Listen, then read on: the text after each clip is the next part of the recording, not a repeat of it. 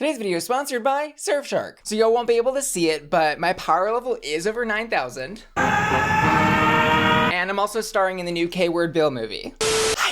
It's me, Bussy Spears, and welcome back to Hot or Hot. And today we'll be reviewing episode 10 of RuPaul's Drag Race season 15. Our queens were challenged to conduct celebrity interviews on 50/50, the newest interview extravaganza sweeping the nation that loosely parodies like 2020, Food Network, and I guess carpool karaoke with the golf cart segments. Oh my. And the runway category was Night of 1,000 Beyoncés. So we'll be going queen by queen to break down their performance this episode as I saw it, as well as continuing to discuss the delusion of Loosey LaDuca, as well as taking just a sip of tea from the most recent Roscoe's where Malaysia discusses the behind the scenes of this episode. But first, I want to address the #1 question I've been seeing from y'all in my comments lately. What did Willem do? Wait, sorry, wrong season. Where are you watching RuPaul's Drag Race? The answer, on streaming platforms I already pay for with the help of today's video sponsor and award-winning virtual private network, Surfshark. Here's the tea. There's tons of online content all over the internet that you can't see. Like, for example, RuPaul's Drag Race that's geo-restricted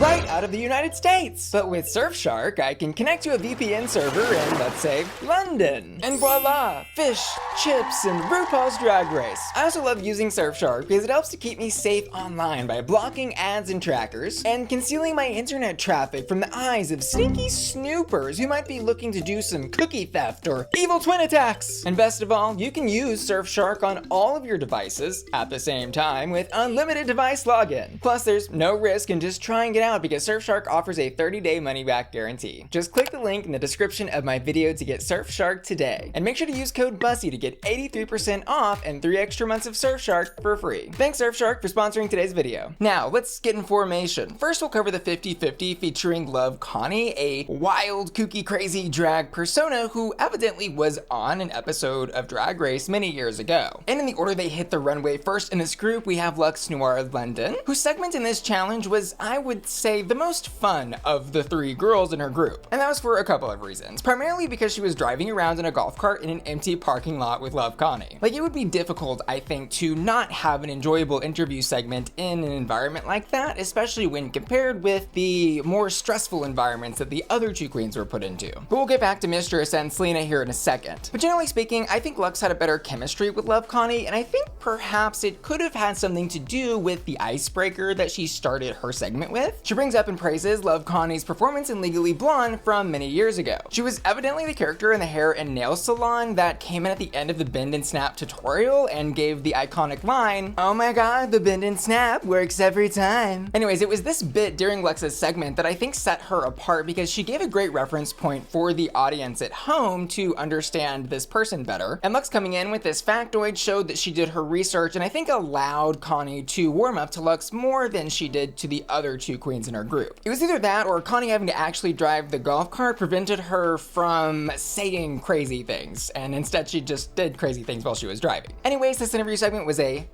hole-in-one. And on the runway, the Beyoncé look that Luxx chose to recreate was her 2006 Kennedy Center Honors look, where B performed in homage to Tina Turner. And here she's wearing a recreation of the iconic Bob Mackie dress that Beyoncé was wearing at this performance, and the recreation is immaculate. Luxx looks great in it, and I love the way it moves. It perfectly complements her body. The hair is fabulous, and Luxx is always beautiful. I mean, my god, did you see how great she looked in daylight drag on the golf cart? But this was a high point for her, I think, on the season so far. Plus, her choosing this look in particular, I think really demonstrates that she's thinking about how she can impress RuPaul. Tina Turner, Bob Mackie, and Beyoncé in one runway? She set the stage on fire. This look is hot.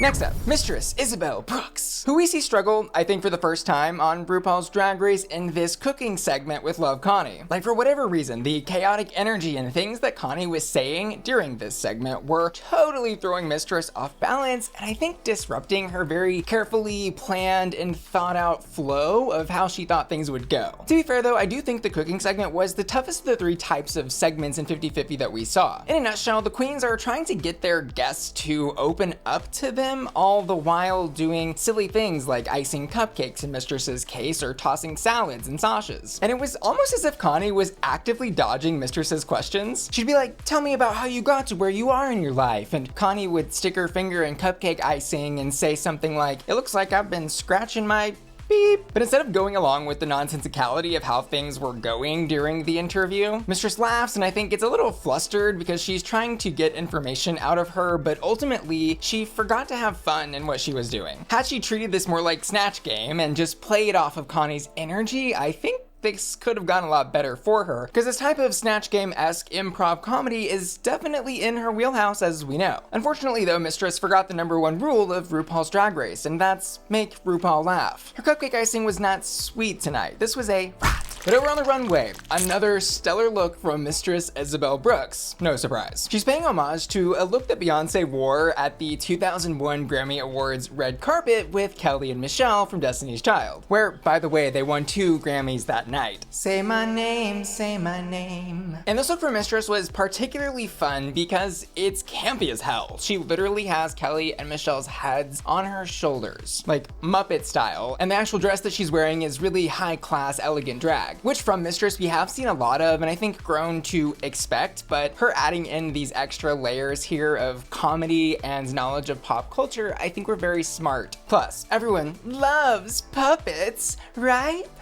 This look is hot. And next up we've got Salina EsTities, who in the challenge had the Barbara Walters style 2020 segment where she took a very serious tone with this crazy Love Connie character. Ultimately though, that was Salina's downfall. You could actively see her crumbling under the confusion of not knowing how to respond to what Love Connie is saying to her, and the, of course, naturally more high stress environment where both of them are sitting formally across from each other and Salina's all done up in her CEO business professional drag. Like there was even a point in the interview where Connie is like throwing her legs in the air and making random noises and Salina's looking around in confusion, I think expecting Ashton Kutcher to jump out and yell punked. And like the interview segment that Connie did with Mistress, it was as if she was actively trying to throw Salina off of her game, which in retrospect, I'm sure she was. Like RuPaul and the other producers, I'm sure, just absolutely could not contain themselves watching these queens get absolutely confused and befuddled by the crazy antics of people like Love Connie, after, you know, being told that their objective was to extract something serious out of them. However, Salina both failed to do that and match Connie's energy, so this performance was a rat.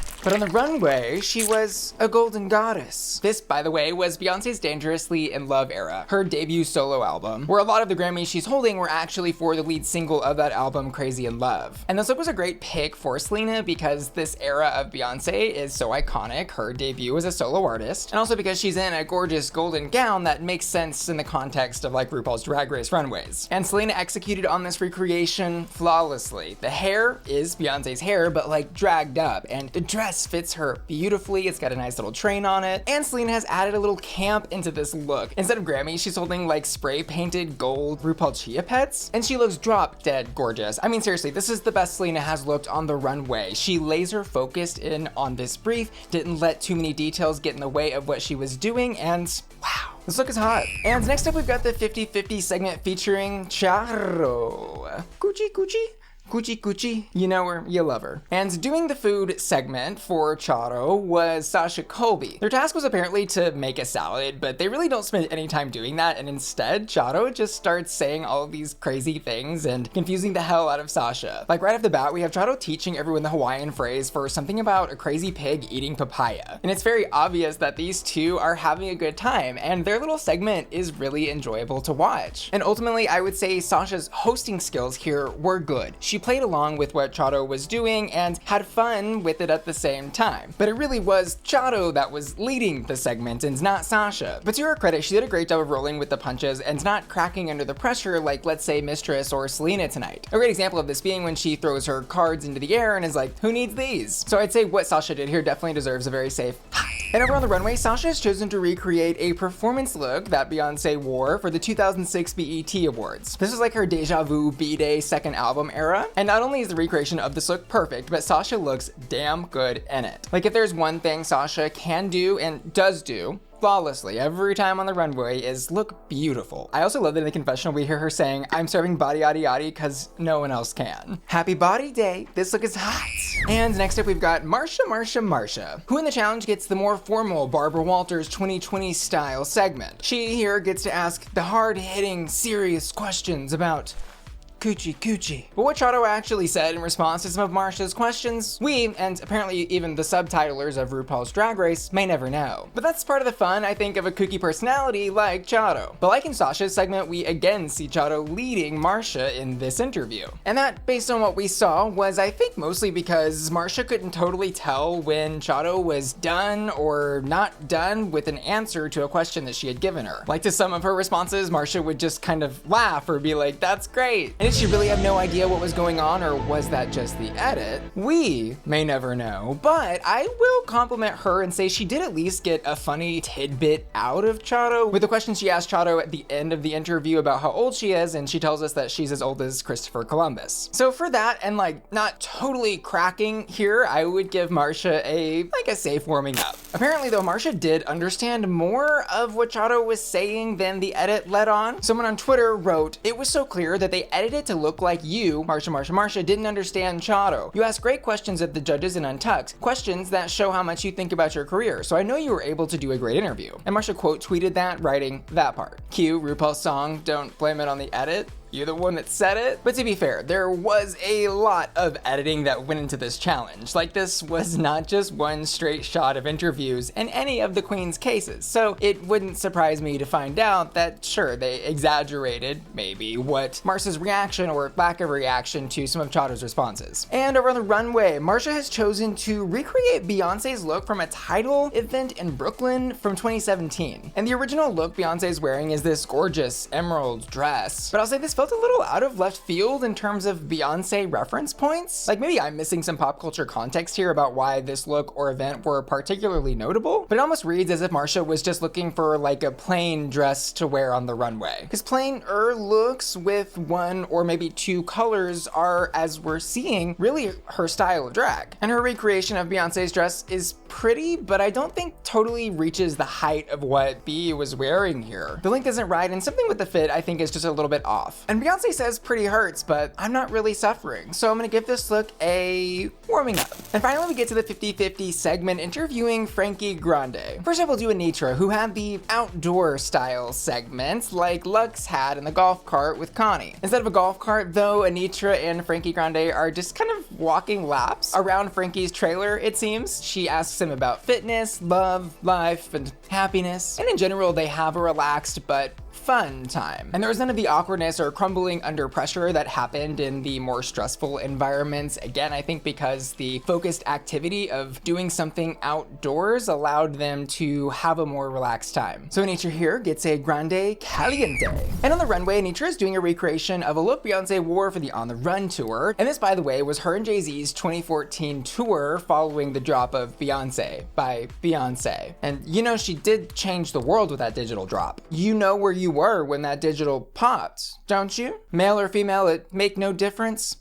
She stopped the world. Stop.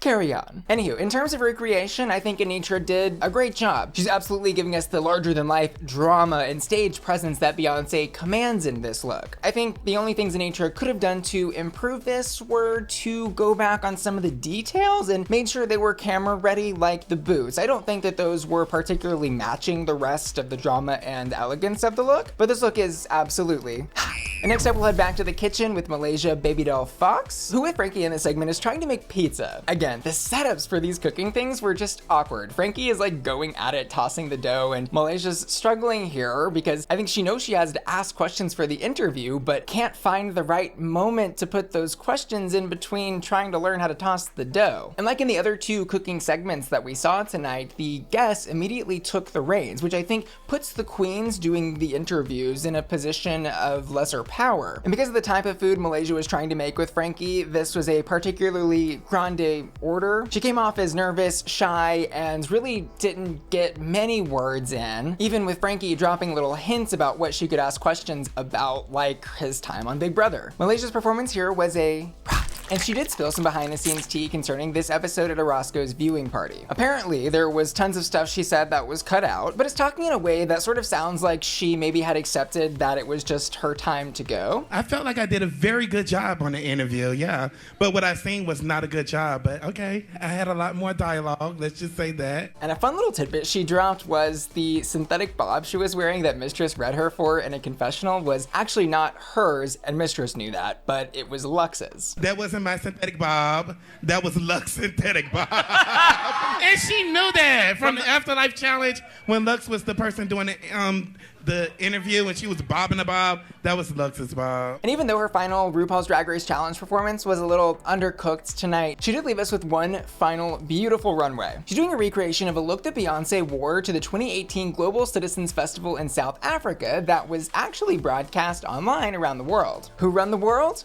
Girls. And Beyoncé actually turned a lot of really amazing looks for this. This one in particular was a Balmain creation that featured Egyptian hieroglyphics and feathers around the sides of the top piece. Malaysia did a great job paying homage to the original look. She looks beautiful. It's a great silhouette, and she's got a great performable piece in her collection now that she'll get to wear at all those RuPaul's Drag Race tours. This look is hot.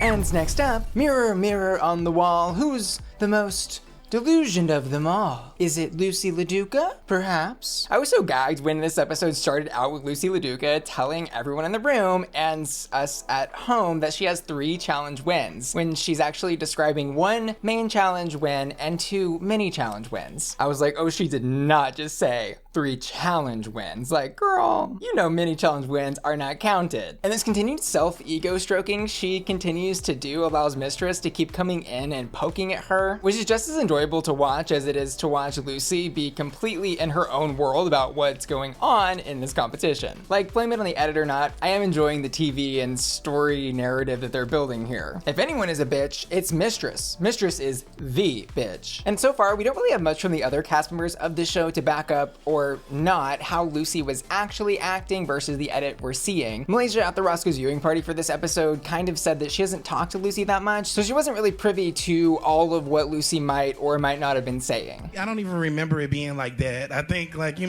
you give them the material and they use what they got. To me, I wasn't really close to Loosey there like that, so when you don't talk to somebody like that, you really don't pay them no attention, so. But in the challenge, no delusion was necessary. Loosey did amazing. This challenge was literally built for her. Like, she was so prepared, in it, present, commanding, and the back and forth with her and Frankie was unmatched between any other queen and any other interviewee in this challenge. But the judges do still find something to nitpick. RuPaul points out that Loosey basically missed an opportunity to ask an organic question about Frankie's spider bite. And sure, everything can be critiqued and improved, but it was wow, they are not gonna let her have this one either. Even though, in my opinion, she totally deserved the win here. More on that in just a minute. I think this performance was absolutely hot. Over on the runway though, I was expecting a little more from Loosey. She's recreating the 2011 VMAs performance outfit that Beyoncé wore when she revealed she was pregnant with Blue Ivy. And this look, I think, is a great reference to an iconic era and time of Beyoncé's life, and time of life for the fans of Beyoncé. But I don't think the look in particular is anything noteworthy. And Loosey's recreation for what it is sure, it is reminiscent of what Beyoncé is wearing, but is this exciting? Is it whetting my appetite? Do I want more?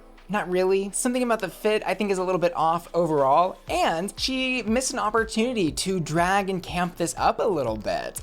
You're supposed to be pregnant with Blue Ivy, and she comes down the runway and reveals nothing. Maybe the bump you would get from eating a Chipotle burrito. This just seemed like a huge missed opportunity from Loosey here. So I'm gonna give this look a And concerning tops and bottoms, the winner this week is Sasha Colby. It's Sasha Colby's Drag Race world, and we're just living in it. And this was surprising to me for, I think, a couple of reasons. Primarily that she just won last episode, and not that queens can't win 2 episodes in a row, but this also is her 3rd win in the competition. 2 wins ahead of anybody else. And by the way, that's 3 actual challenge wins and not 3 Loosey LaDuca challenge wins. It was almost as if the producers knew that Loosey had said that she had 3 challenge wins and knew that they could give somebody 3 actual challenge wins just to rub it in her face and maybe make her crack, so they gave it to Sasha. 3 challenge wins, conspiracy or not though, I do think this was an intentional snub to Loosey. She did exactly what was asked, and I think was the only queen to really accomplish what was asked of her. The only other queens that reached a similar level of comfort in their interview segments were, I think, Luxx right after Loosey, and then Sasha I would put third if I were ranking them tonight. And I say this snub was kind of intentional because this is reminding me of Jan not winning the Rusical. It's almost like when Ru and the producers know that somebody wants something so bad, they're not gonna give it to them because they want the drama and the conflict of the reality TV situation. And Loosey did too, had like a look in her eye. It was a face crack when Ru announced Sasha as the winner. And in the bottom tonight, we have Malaysia and Salina. I did react to this episode over on my Patreon at patreon.com/BussyQueen. That's my members only website where you can get exclusive content like those reactions, early access to my YouTube videos, and access to the Bussy Queen Discord server. And the link, by the way, to become a patron is in the description of this video. Click it. I'll see you there. And Malaysia did deserve her bottom placement because the flow of her interview was not only interrupted by what was going on, but also because she couldn't find footing or really get out of that shy shell that she found herself in. And she also said something in the critiquing session that I think really irked Ru. When asked about what was going on, she admitted to Ru that she would rather be safe than sorry. And like, it was clear Ru did not like that. And I would have picked Mistress over Salina for the bottom here because Salina at least I think maintained a little bit more composure than Mistress did. She continued to ask her questions and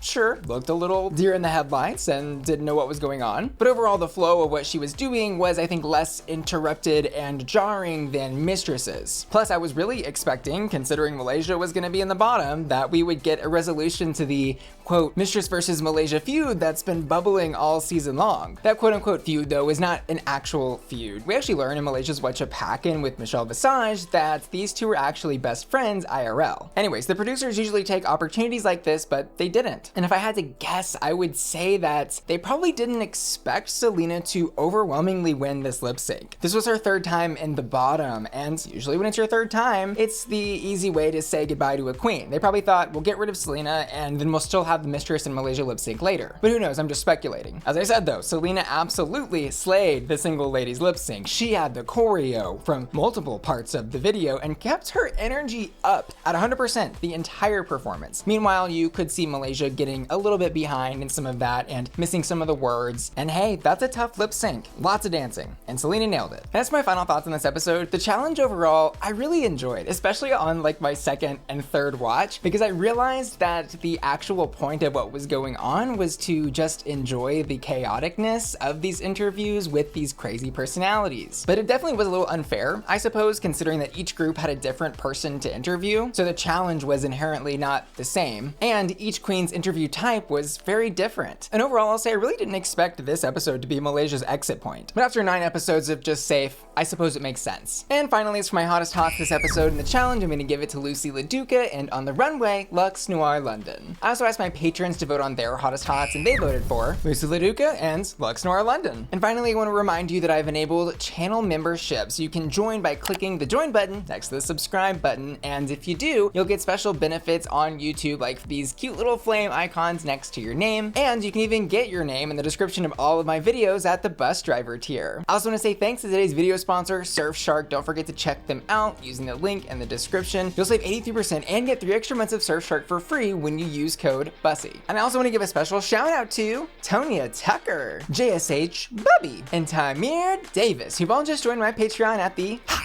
tier, and Ashley Brungart, Daniel Sandez, Frankie, Jeffrey, Laura Lassette, Louis Labrador, Ruff, Matthew Burns, Matto, Panda Kitty, Sailor, Sexy Winnie the Pooh, Stephen Topher, Tyler Hendricks MD, Really, and Will and Tanner, who are all supporting me at my Bussy Queen Collector tier. See you later, love ya, bye.